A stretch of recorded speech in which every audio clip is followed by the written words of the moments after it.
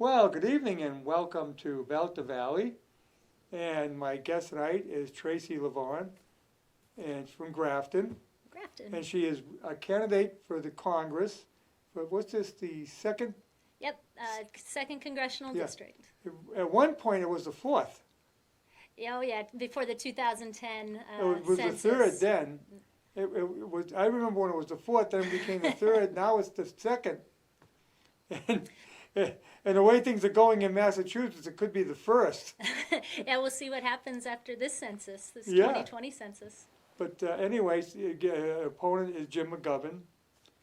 And Tracy ran 2 years ago. Yeah, we get to have a round two. Yeah, and you didn't do badly. I don't think we did badly at all. In fact, I like to talk about that a little bit. Yes, yes. Because basically, I always tell people I lost just as well as anybody else lost in this state. And that's saying something because, to run a congressional campaign, it's a big undertaking. Oh, Know, yeah. typically you're looking at least $1 million budget, Yes. a large campaign staff, and honestly, we had none of the above. We ran our entire campaign with $30,000 last time. Oh. $30,000. That's a house seat in the state. even that, they spend more than that on a house seat. Oh, that million! Oh, exactly. I've heard some selectmen spending that much on a Yeah. selectman race. So spending $30,000, and we still got about 33% of the vote, which I like to compare to Rick Green.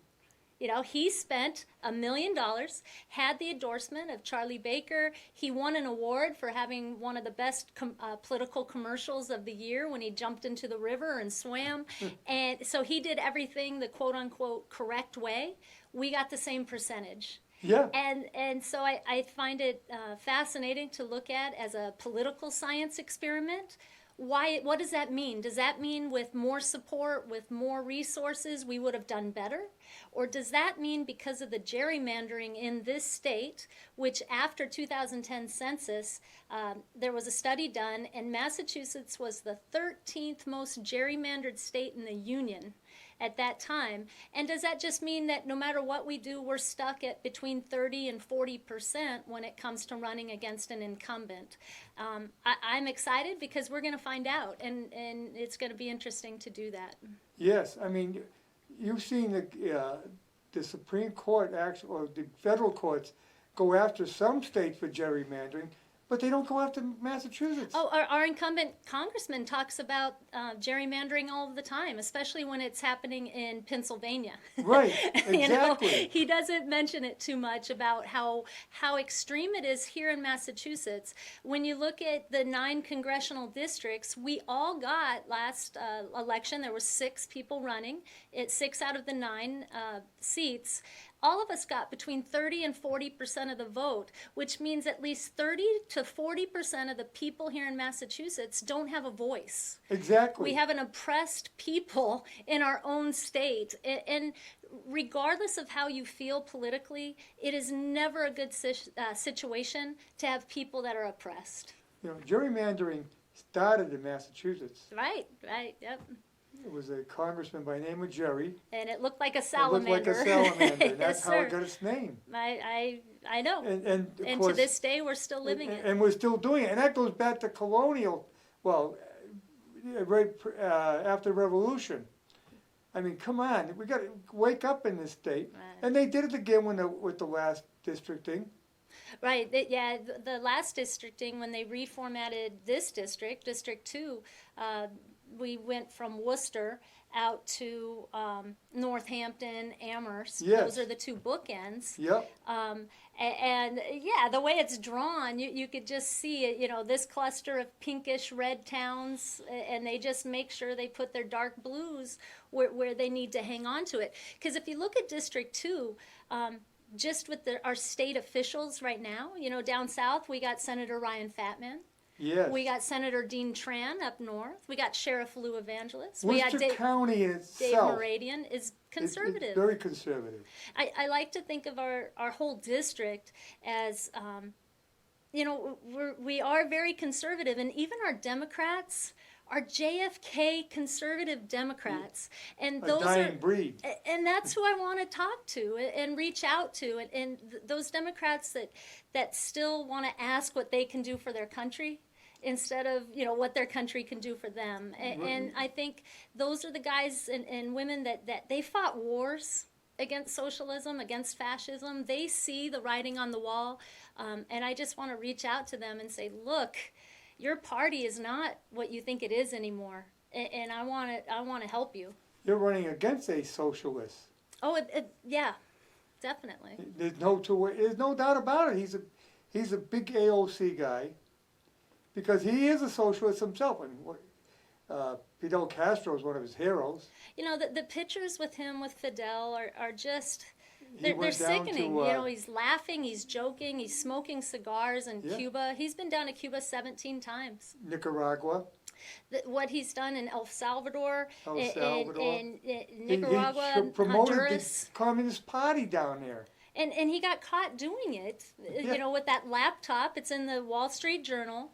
On the laptop is his email and communications in support of FARC. It's absolutely, he's gotten a pass over and over and over again with some very, very upsetting issues. And I just think a lot of times people don't know that, and that's where money comes in. And that's where, if you do have $1 million for a campaign, you're able to get more information out, not only to help people understand who you are while you interview for a job, but to help them better understand who their current incumbent is, because he's been able to fly under the radar a lot for many years. Well, also, you put a D after your name, and no matter where you stand, there's Democrats, they vote for you no matter what. If Adolf Hitler was on a ballot and he had a D after it, I'm voting for him. Well, what happened, even Nancy Pelosi said that about AOC. Yeah. AOC said Nancy Pelosi said that in AOC's district, a glass of water with a D after their name would have gotten elected. Exactly. Nancy Pelosi said it, so And it's not. This is why Peter Blue, I know Peter quite well. In fact, I do a radio show just before Peter on WCRN. But I remember when Peter lost, and I told him, I said, Peter, you know why you lost? I says, you went against GOAL, Gun Owners Association, when you voted for the, what do you call it, the automatic weapons, which they really aren't. Oh, assault rifles, a ban under Clinton. Which I was in the military. I was an armorer. Those are not assault weapons that we buy, that you can buy. Believe me, they are not. Nowhere near. Yeah. But anyway, I says, Peter, you voted for it. They felt slighted, and he said, well, what'd they do? Vote for McGovern? I says, no, they sat on their hands, and McGovern's guaranteed a vote right away, just with a D after his name. So you got to get those others. Those independents, are the guys that could people that could vote one way or another, and that's what you lost by doing that. Yeah, I think he had a slogan with Blute too: "As a vote for Blute is a vote for Newt." Yes, And yes. that was when Newt Gingrich When was Newt the was in Nancy trouble. Pelosi at the time. That's what I'm really trying to run for too. Well, It's it's back and forth, and all this partisan stuff. It's doing nothing but destroying our country from the Newt inside. was not a big fan of Peter Blute, because Peter will tell you, when he went down to Washington, he was looked at as being a liberal. In Massachusetts, he was looked at as conservative. Down in Washington, he was considered liberal. Right.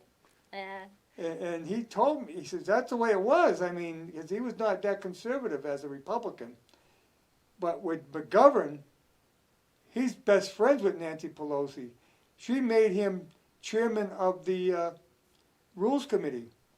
Yeah, I think a lot of times people see that as it's not really a leadership role when somebody's pulling your strings behind the scenes. Right. And it's not really, it could be a leadership role, but you could just see over and over again that there's so many things that he talks about, that our incumbent congressman talks about, some things that really could help, but he isn't able to get anything done in No, support of them. And it's 24 years. And I think it's time to do something about it. But in order to do something about it, we're going to have to get on the ballot. And that's what the challenge is right now. No, what is he hasn't really brought anything back to the district. He makes some selling points, and he gives himself a lot of credit for a lot of things. But it wasn't him that did it. We know that. But it's hard to, And then again, the get press that is on word his out side. there. The press is very much on his side, and it makes it difficult. And he doesn't get challenged. Well, we're starting to change that. Right, you're changing that, but I'm saying the press doesn't challenge him on a lot of issues. No, never. No. He could sneeze and get a lot of credit for the perfect sneeze. But there's so many things that could be done now. That's what I want to get in with you is what you can offer the district if you're elected to Congress. Well, you know what? Everything we ran on last time is still very relevant today. Oh, yes, most We certainly. still have the infrastructure problem. We still have the opioid epidemic. Yep. There's still so many things, the immigration issue, and so much of that has been put on the back burner because of what's happening with the COVID-19 virus and everything that's happening currently. But everything that the coronavirus is bringing to light still speaks to the same problems that I wanted to try to address last time. If you look at our 24-year incumbent congressman, with the coronavirus and what's happening with our PPE supplies for our medical hospitals and nursing, and everybody looking to the federal government for help and support with that, well, you know what? It was on Congress to make sure that we had the funding to make sure we had those supplies. Well, it's a known fact that the Obama administration, after the H1N1, did not replenish the medical supplies. That is true, but I would take it a step further because I don't put that on Obama. I put that on Congress. Congress has to pass the bills to make the appropriations, the money to be able to Right. purchase the supplies and make sure they're there. When Obama took office, he had, for instance, the mask, had about 100 million masks. Ready to go, and he used them because he had so many catastrophes. He had multiple hurricanes. He had a lot. He had H1N1. So just the number of masks alone went from 100 million to 13 million. So now all of a sudden we need these masks, and come to find out we don't have them. And not only that, how do we get them? We have to actually order them and get them through China. Well, that's the other thing. Why are we having so many things made in China? And you're not going to convince me that there's that much of a savings. I think it's savings, but it's also the regulatory environment. And again, I'm going to put that right There you on go. Congress. There you go. It's the That's- regulatory environment that has pushed our manufacturing out of the country. What do we do to bring that manufacturing back in so that we aren't so reliant? Our medications, all of us are now finding out that the majority of our antibiotics come from China. Yeah, I never knew that. Can you imagine? We're setting up. What if we went to war with China? And we are at war with China. Well, yeah, but You know? if we went to a declared war. Right, then it's even worse. But right now, if everything that we're tracing back, how the Chinese government knew about this back in potentially November, Yes. that the World Health Organization was notified by it, by Taiwan, as early as potentially November, and we don't find out about it until late December, early January. It's awful what's happening, They and our even denied it in reliance. January. Well, when you look back at January and everybody's saying, why didn't Trump do more? On January, I believe it was either the 20th or the 21st, is when the CDC announced that, hey, we have our first known coronavirus patient in the United States. And he On shut that day, down transportation well, from China. on that day, he created the coronavirus task force, and on that day was the first day of the Senate hearing for his impeachment trial. Yes. People forget about this impeachment trial, and that happened on the exact same day that the CDC announced that first patient was But here he in the United immediately States. stopped people from traveling here from China, and they called them, Biden calls them a xenophobe. Right, everybody was calling him Congress wanted to racist. investigate, wanted to impeach him for stopping people from coming here.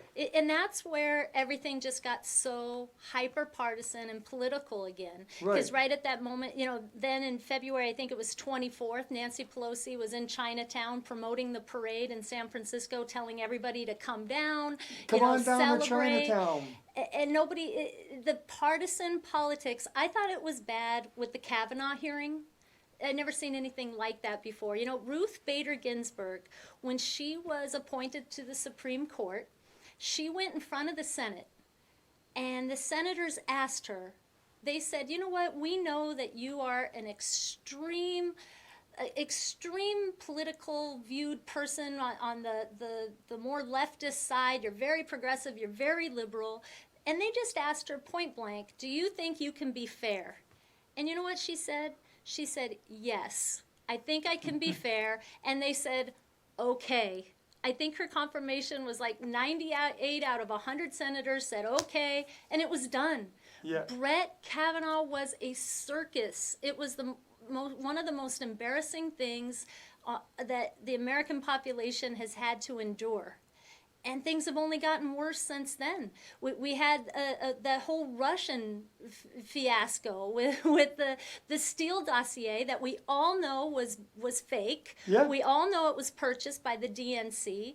They used the Steele dossier for a FISA warrant. The FISA warrant triggers the Russian investigation. And you had a sitting president basically spying on a campaign. And the FBI crazy. lied to the FISA court to get the warrants. Exactly. And I'm hoping the American public are seeing this, because now when that doesn't work, the Russian investigation doesn't work, they're on to the next one, which is now the most partisan impeachment trial that's ever happened in American history. 100% partisan vote in the House. Has never happened before for an impeachment trial. Right. We're watching it thinking there's no reason to impeach this president. They do it anyway. Nancy Pelosi hands out the celebratory pins. And again, the day that the Senate trial begins is the day we have the first coronavirus patient in the United States. It's insanity what's happening. What if Newt Gingrich had done that during the Clinton impeachment? Handed out celebratory pens. It wouldn't. Oh my God! They would have crucified him. One, they would have crucified him, but I think there's just a level of decorum that typically we don't do. And I think that's what makes Trump so different, is that he's actually doing some of this stuff that's uncomfortable. What she said is, this is all political. I won this political battle. I'm going to impeach him. And all it's doing is destroying our country. It doesn't matter if we lie about it. We just got to do it. And that's what's disheartening right now. I'm in the medical field. I'm healthcare.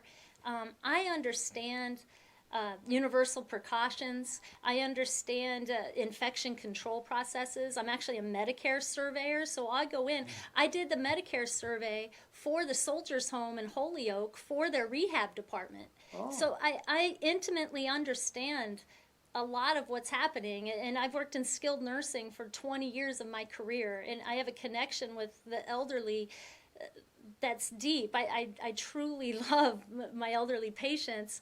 And Medicare is getting hurt because of the fraud. There's a lot of fraud. Do we have a phone call? Yes, we do. And right away. You remember how to do it. Speakers. Okay. Go ahead. You're on. Oh, Harry. Yes. I thought NCTV was a nonpartisan TV station. This is not a TV station. It's Harry's show. If you don't like my show, do your own show, Ralph. Now you're the chairman of NCTV, aren't you? That does nothing to do with it. This is a show. Do you have a question? It's a show. You're the chairman of the TV station. Yes, I'm the chairman of the TV station, and I'm not running the TV station right now. I'm doing a show, Ralph. And just because we put the truth out, you don't like it, it's too bad. It's a Republican meeting. That's what this is. That's what this station has come to. Shame on you. Do you have a question? No, shame on you for making false accusations. Is there a question? Like a typical Democrat. He's a typical Democrat. They We're come not on, they trying make to false do this. accusations, and then they hang up. And then they hang up. See? But I just, anyway, so that's my history with. Oh, I with- gotta talk with good that. about Democrats right now to make him happy.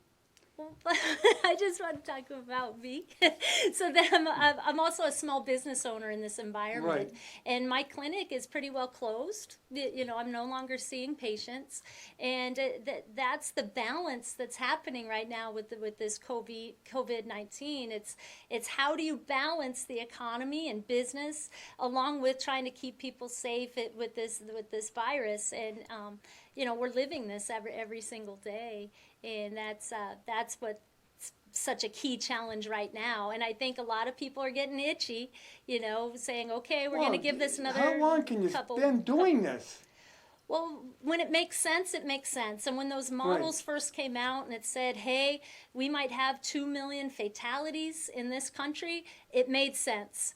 And we needed to social distance, and then we get it down to, hey, it looks like maybe 200,000.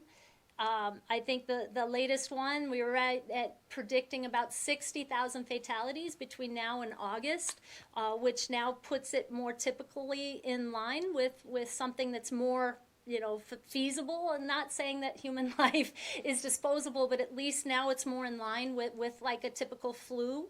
And so now it is the time to start looking at, okay, so how do we balance this out with the economy and getting the economy, salvaging it at this point, because a lot of small business owners were not qualifying. I think on the news today it said that the SBA loans they've dried up. Yeah, well, they run out of money. They've run out of money already, and a lot of people hadn't even gone through the process, me included, of even being able to apply yet.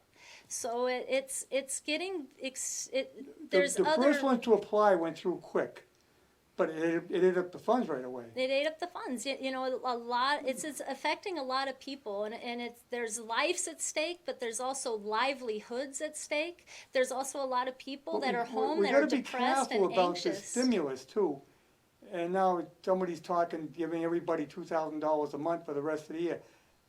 All that's gonna do is, oh yeah, that'd be nice to get $2,000 a month. But then you go down and buy a loaf of bread, it'll cost you $25. Well, and who said it? Was it Margaret Thatcher? You know, it's great until you run out of somebody else's money. Right. You know, it's. But Where's the money federal coming government, the federal government can print money.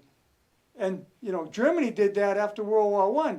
And look what happened. It took a barrel of money to buy anything. And that's what'll happen. It happened to us after the Civil War. Yes. We just started printing all sorts of money all Yeah. over the place. And so hopefully it doesn't get to that point, and hopefully we could start throttling up the economy where it's safe to do so. It's going to look differently. You know, some states have only had like 10 cases. They socially distance just naturally because every farm is, you know, 100 acres apart. That looks extremely different. Our landscape is a lot different than New York City. You know, New York City, I was reading that they have the population density in New York City is twice as dense as San Francisco. San Francisco has approximately 10,000 people per square mile, where in New York City it's over 20,000 people extremely dense. Those per 10 tall buildings, square There's mile. a lot of apartments in those buildings. Yeah, so it's a different animal, you know. Right. New England is different. Out here, we're different than Boston. But you Well, look you at a see that. And Middlesex and Suffolk counties have the highest rates. right. But then how does that look? You know, in Grafton, yeah, we're a pretty small town, but a large portion of our population drives into the city to work. Right. So maybe as we start ramping up, that's going to be something that we need to look at. And I think that's something with the federal government and the data that they're Well, one currently of the things collecting. that may come out of this is more people may work from home. And rightfully so. Look what it's done for the environment. You Yeah. know, the pollution is Well, if down it- a lot. if We're a saving business gas. a lot of businesses can see it can be done. Right. They may be more moving toward that.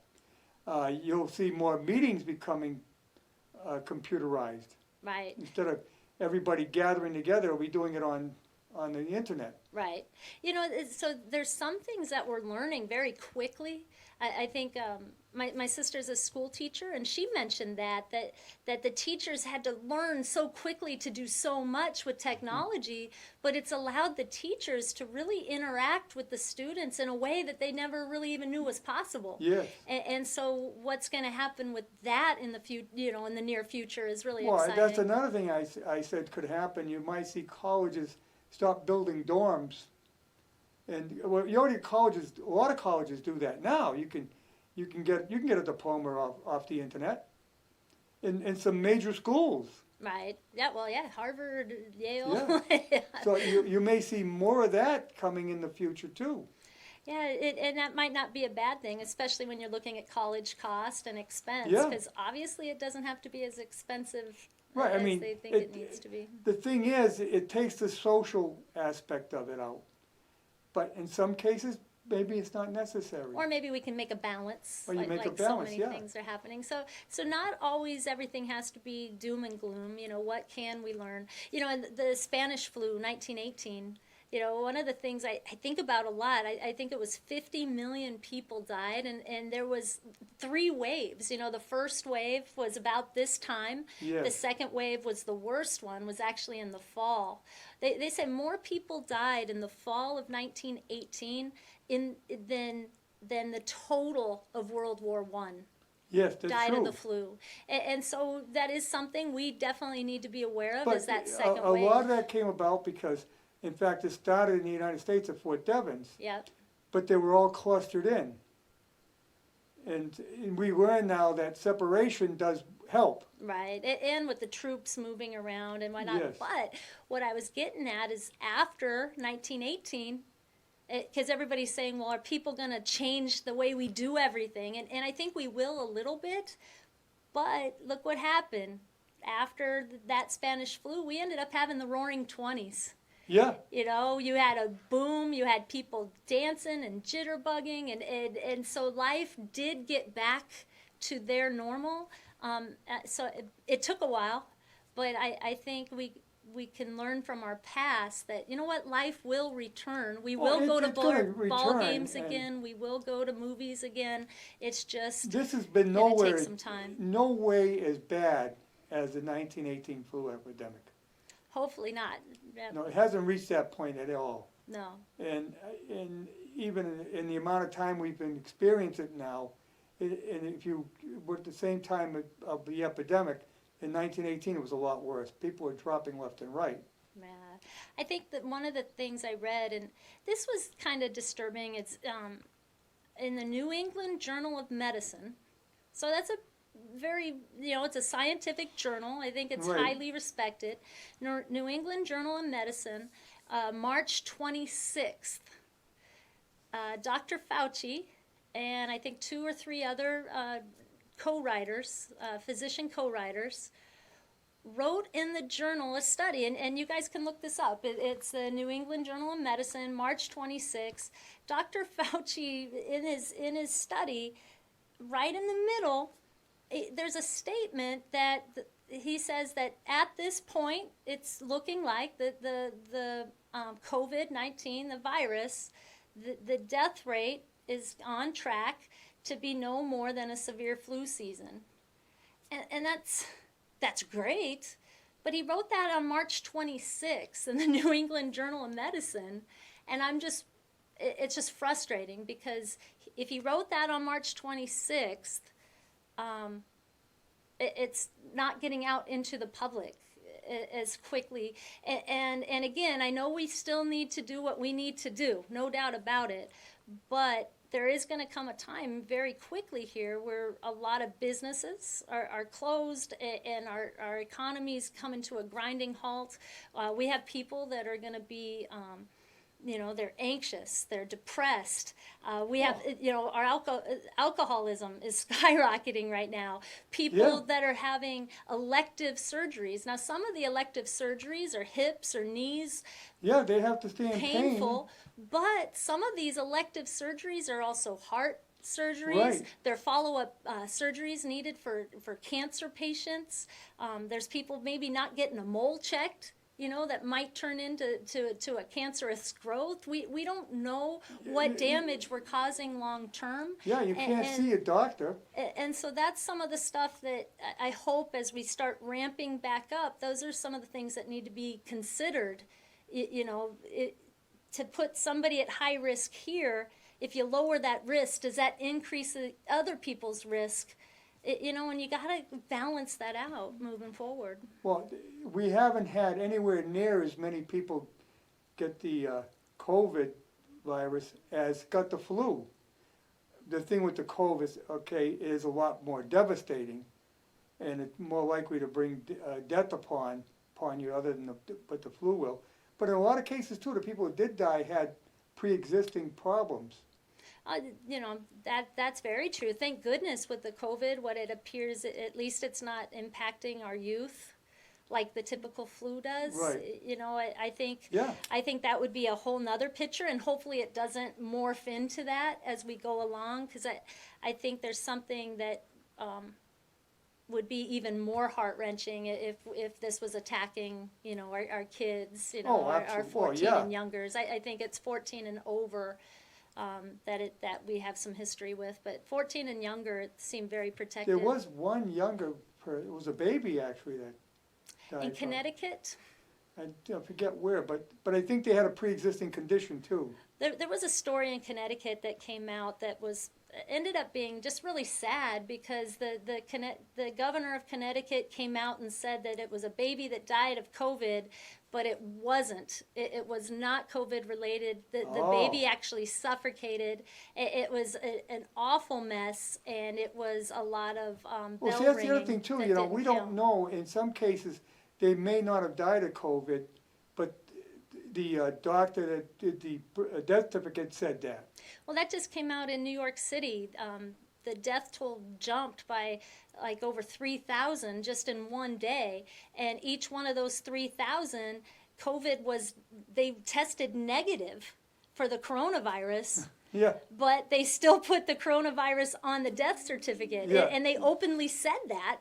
And people are wondering, so what does that do to your math? What kind of science is that? Yeah, right. What does it do to the models? What kind of science is that? And some of us are back here watching, like we're watching it, just wondering, why? We're trusting you. Right now, we're trusting you, and we're watching this. But the more things that come out like that don't make a lot of sense, it's going to make it harder and harder to trust what's happening. And so I'm hoping that we get answers to that soon. But let's get back to one of the biggest problems you got is getting your nomination papers signed. Yes, that's a big deal right now. You can't do standout. You can't be in front of the grocery stores. You can't go to events because there are no events. Oh, I know. You can't go door knocking, door to door. No. So it's really, those are the three main ways that you typically gather signatures to get on the ballot. Yes. Right now, actually just today, a lot happened in that regard, because they've been trying to get the state to change some of the rules, because so much is being changed with this, and with a pandemic, obviously you need to change some of this. So anyway, there's been a bill in the House that they were trying to get through, trying to decrease the number to 1/3 of the signature. There's a bill in the Senate. How many signatures required for Congress? For Congress, you need 2,000 certified signatures. So you're looking at trying to get 2,500 to 3,000 at least to make sure you get on the ballot. For Senate, it's 10,000. And so that's where they're really trying to focus. So in the Senate today, they did pass, the Massachusetts State Senate, they did pass they passed it to go on to the House that decreases the signature requirement down to half. Senator Fatman tried to make an amendment to that, and it seemed very fair. He just said, look, if you're going to decrease it to half of the requirement for the federal offices, you really should do it across the board for everybody. All offices, town, state, and federal. Which to me sounds very fair. Yeah. But that didn't go over, and the bill that the Senate ended up going with was half just for federal offices as well as, I believe, county-wide offices. So that's going to go over to the House. The House had a bill of their own that was, again, cutting it down to a third. I don't think they got up to that today, and I don't think they saw the Senate bill. I'm not 100% sure. But then the courts, the Massachusetts Supreme Court had a hearing today as well, discussing this. And from what I could hear on that, that was online, and it sounded like each of the justices really got a good idea of what was happening. It sounded like they were supportive of some sort of relief for the signatures, but they also found out that the Senate had a bill, and I think they're giving the House some time to respond before the court has to make a decision. But bottom line, we only have 2 or 3 weeks to Right. get this done. So we have a team this go around. We have so much support. It's been fun, actually. It's been a lot of work, but we've been using social media to contact people one at a time and say, hey, will you sign the paper? And we're driving around, dropping papers off. We're mailing papers out. And so many people have been so supportive and so helpful. And each time we get a signature back, we get a page, it has 1 or 2 signatures. Typically, one of our pages can have 23. We're getting a page now with 1 to 3 signatures, so we're getting a lot of pages. But you know what? It feels wonderful because we're just building up a bigger army, so to speak, Right. because now everybody has to put in even more effort to help us. Yes. Because they're not just signing on their way out to their car. They actually physically have to sign. They have to put it in a mail envelope. Some of them are buying stamps just to get it back to us. Some of them are taking it on their own and going to their parents' house or somebody that they know and dropping it off at 2 or 3 more mailboxes. It's really a group effort. And I'm very confident that we're going to make it. Obviously, if they cut the signatures in half, it's going to be a heck of a lot. Right. It's going to be a relief for us. Got a good shot. If they don't do that, we're still going to make it, but it's definitely going to come down to the wire. And like I said, it's been a heck of a lot of work. I don't think it's ever been done like this before for any of the campaigns going through it. I think it's quite a bit easier task at hand for an incumbent. Because you just kind of have the connections, you have your name out there. I think somebody that's coming Well, as a an little bit incumbent, you newer, might be it's going harder. out and visiting people anyway. You're out there more, but I just think you just You kind have of have your office hours and established. things like that. Yeah, you have an established name. Yeah. You call up. You're just better known, and so I think it's definitely something that favors an incumbent, but it's still hard for everybody in this I environment. know Ryan Fatman was getting his signatures early in January, so they were outside. We went and got our papers the day that they were available. And we had a whole plan set out, and in one weekend we could get 300 to 400 signatures. We would be at 3 different locations for 3 or 4 hours, get 300 or 400 signatures. It really, we thought that was hard, and now looking back, that would have been so easy. Yeah, I mean, compared you to made your this. total with no problem at But all. it's definitely, I have a thing that we say that everyone matters. And everyone does matter anyway, regardless. But in regard to these signatures, I get people that will apologize. They're Well, like, I'm it's so not just sorry, getting I only got 1 or 2, but you Your- matter, all you your count. signatures have to be by either unenrolled or Republicans. Right. You can't have any Democrats sign because then the signature is deleted. I think even a bigger problem is that every town has to be on one form. And every town has to have its own form, yes. And then the next thing is people, they may be registered to vote, but maybe they moved a year or 2 ago and So they now their haven't address is- re-registered, Yep. but their address has changed. So they put the wrong address on the Yep. form, and now that doesn't count. So as much as you try to get real good signatures, you're still looking at least a That's why 20 you to need so many. 25% rate of decline. Yeah. That's why you need so Yeah, many. to One cover thing, for the ones that are going to decline. the Secretary of State did allow, at least for the, I don't know if it was for all campaigns. Somebody had told me that it was only for the federal campaigns, but we're allowed to like email the form now, and people can print it out, and it can actually be on an 8.5 by 11 piece of paper now. Really? Still has to be an exact copy, and it can be front and back. But that was a big change, and that just happened about a week ago, and that was Oh, wow. a nice concession. That makes it a lot easier. Yeah, that was. It's still.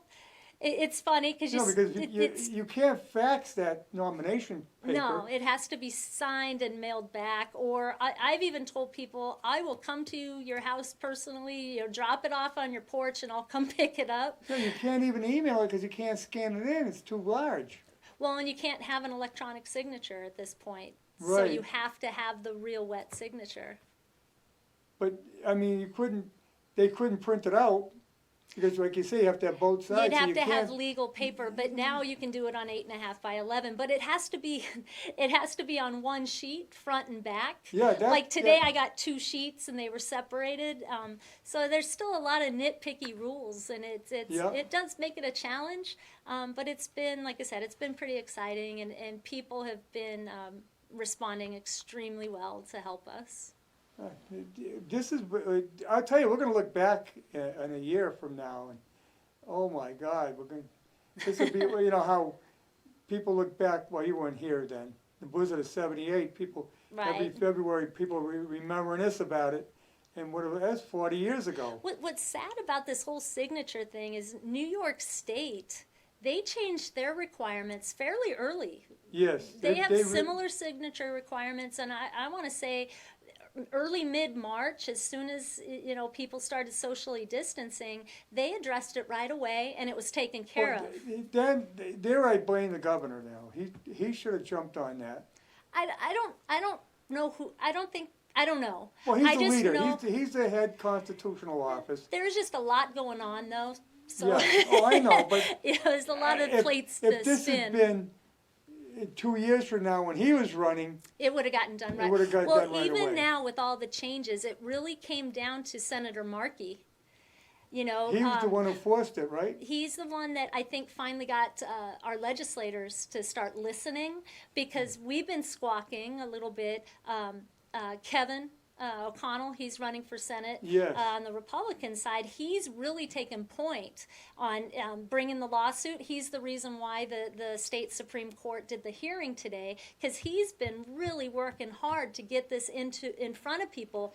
But he's been doing this for the last, since the beginning, and nobody really took anything seriously until Senator Markey came out, and it came out that he was about 3,000 signatures behind.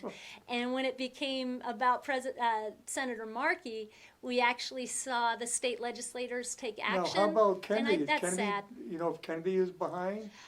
Joe Kennedy came out, and actually a very big group of Democrats came out with their party, and they asked for this relief as well. Joe Kennedy came out very early on, pulled the plug on campaigning. He's doing everything electronically now. I think the only thing is he was already a congressman, so he already had quite a bit of connections, and money's not really an issue. If money's not an issue to you, you can put the nominations in the mail to every registered voter Yeah, and then get in it the back. state, and you're going to get something back. To do a mailing that size, that takes a lot of resources. That Yes. gets very expensive. And then you got, now you're talking about just fundamentals of democracy. Is that what we want? Is the only reason you can run is because you have money? Right. And it's just a bad optic, and I wish our state would have dealt with it sooner. But it does look like they're dealing with it now, and if they do, that'll help us, and if they don't, we're going to do it anyway. When did nomination papers become available? Oh, I don't remember the exact date. Maybe January 26th, January I think? 26th. I don't remember the exact date. Talk about cutting it close. I mean, was it 2 weeks after that they shut everything down? Well, no, it wasn't, not until February. Wasn't it March 11th, I believe, that they Yeah, shut March, everything down? But So still, we you had- didn't we have a had- lot of time. No, in fact, it ended up being, that's one of the arguments to cut the signature requirements down to a third, because we had about a third of the time Yeah, so you available lost to two-thirds us. of your time. We lost 2/3 of the time, and so the argument is, well, maybe we should just make the signatures 1/3. And I Yeah. believe that's why New York did it the way they did it. So that makes sense. I think the half, So the losers anything are will help. procrastinators. Or we didn't procrastinate. We got on it right away, but we kind of strategically thought, hey, we don't want to go get them all at once. We want to Yeah. spread this out, because our idea was to really get out into the district to different Right. areas. Yeah, and you only have so many people. Right. So we wanted to really strategically get them, and we were on track to get everything done by April 1st. But yeah, that got thrown a wrench into the system. Now, these are due by May We have to get them to the town clerks by May 5th. May 5th for verification. Which, if you think, it's funny because a lot of the town offices are closed. Yeah, that's the other thing. Now what do you do? Wait, what are you going to do in that case? You know, they all have a plan in place, and we actually have to reach out now to all the towns to find out. One of the ideas is to send them certified mail. So you Yeah. send them certified mail, so somebody signs, so you know somebody at least got it on the other end. I think some of the towns have a drop box out front. Yeah.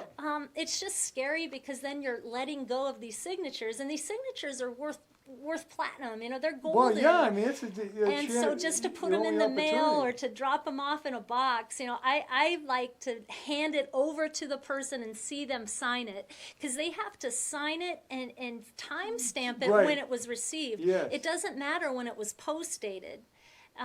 Postmarked.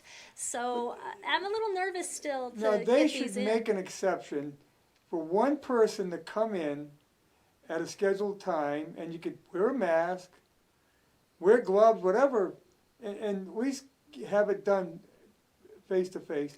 You could stand back, put it on the counter and stand back. I would like that, but then you're dealing with 60 towns But throughout how the long? I mean, district. you wouldn't have to do it yourself. You could have others help you. Right, but then you got to call and find out what day that is. Yeah. Well, how else are you going to do this though? You're still going to have to make a call all 60 towns, right? And to find out, yeah. yeah. Yeah, So getting the signatures is one thing. Getting them to the towns is the next Right. step. Then you gather them all back up. Now you can leave a letter, a self-addressed envelope for them to mail them back to you. But now again, you're hoping they get back to you. Yeah. You got to get them all back in time so that then you can get them Yeah, it down comes to down Boston. to whether it's an efficient town clerk.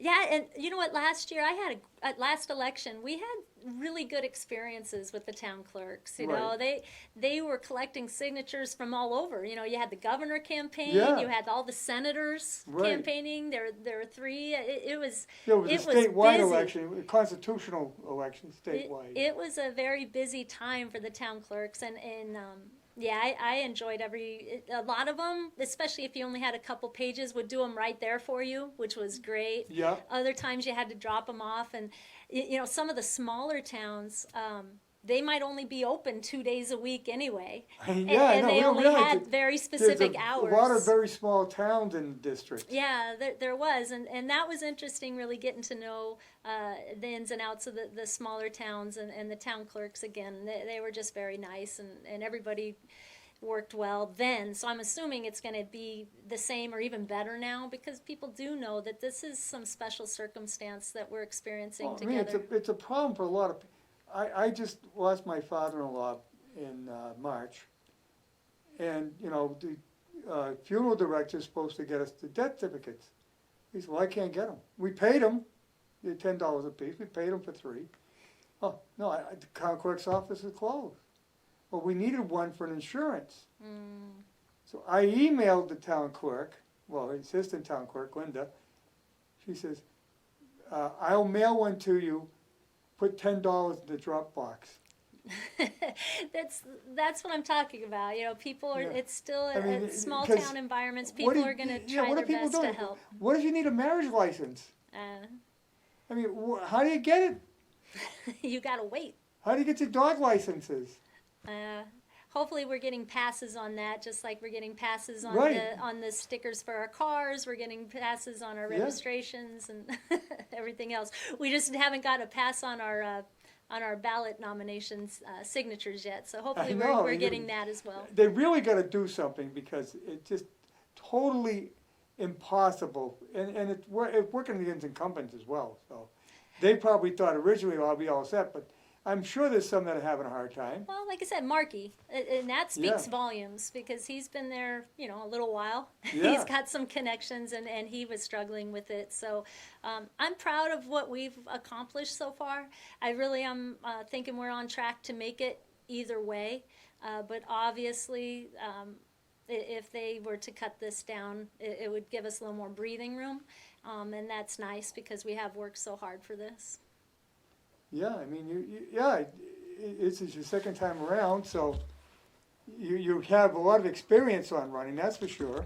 Getting there, it's But I'm definitely not a professional politician. no, you're not. You're a person that Congress was meant to be occupied by, someone who would go there for a few years, come back and go back to your regular job. back to the And farm. You're a physical therapist. Yep. Yeah, that's I was reading historically the Congress was supposed to be the bulldogs. They Right. were supposed to go down there and just bulldog and get what you needed to get for your representation for your district. Just get down there and get back home. Get Yes. back home. Get back to work. And how can you represent people when you're not in the thick of things with them? Exactly. If you don't live their life. If you don't live their life, you don't have the same kind of health care. You don't have the same concerns about, even right now, think about it. I'm not working. I don't have a paycheck coming in. My Yeah. clinic is closed. Yeah, I'm trying to self-employed, navigate you that. know firsthand what it's Self-employed, self-employed with Massachusetts, on TV, they're going to tell you, well, self-employed, now you qualify for unemployment. No, you don't, because you didn't pay unemployment. Well, now that you do, because that federal bill said, okay, we're going to let gig workers, self-employed, independent contractors can now qualify.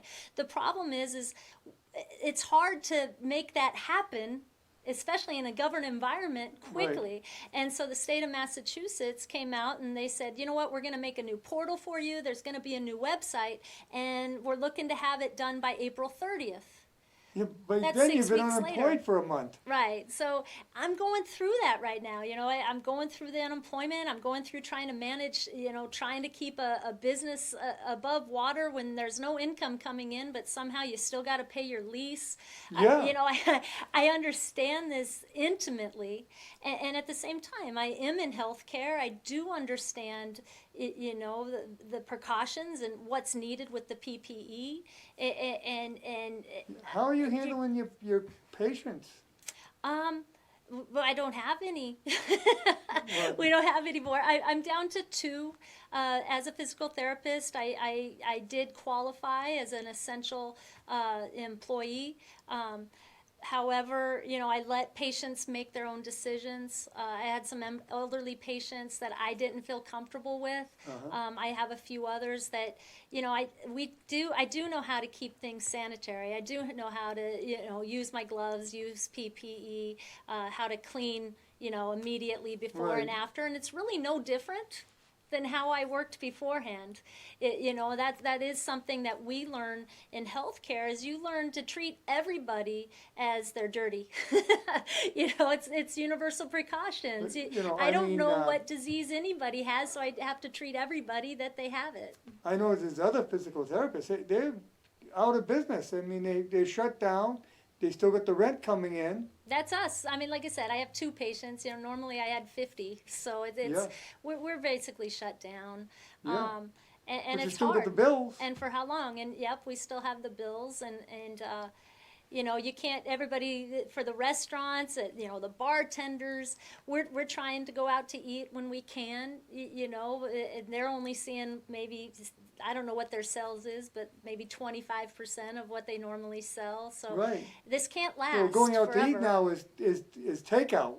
Right. It's not a good situation, and it can't last very long. And so hopefully, Yeah, we're You know, they're going saying into the a sea- surge is The now, golf so- courses, we're looking forward to opening up after a long winter. That's one thing that doesn't make sense. Why wouldn't you have a golf course open? because That's very yeah. socially distanced.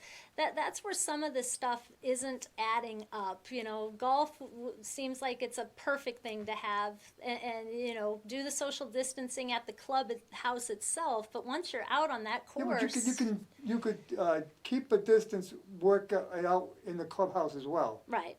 Definitely, you know, and you see some of these parking lots, you know, at Walmart, and and you know, it doesn't add up. Well, You know, I mean, sometimes. you go to the Walmart, they're trying to social distance, but it's almost impossible. I mean, people shop at different rates. I like how the supermarkets now are only letting so many people in. Right, they They've keep done it a really down, good job with taping, you and know, they put one-way distance. aisles. Yeah, and I keep going down the wrong way. You're not the only one. There's a lot of people doing I it. don't mean to. I look down and I see I'm you know, the arrow's going lot the of people wrong doing way. it.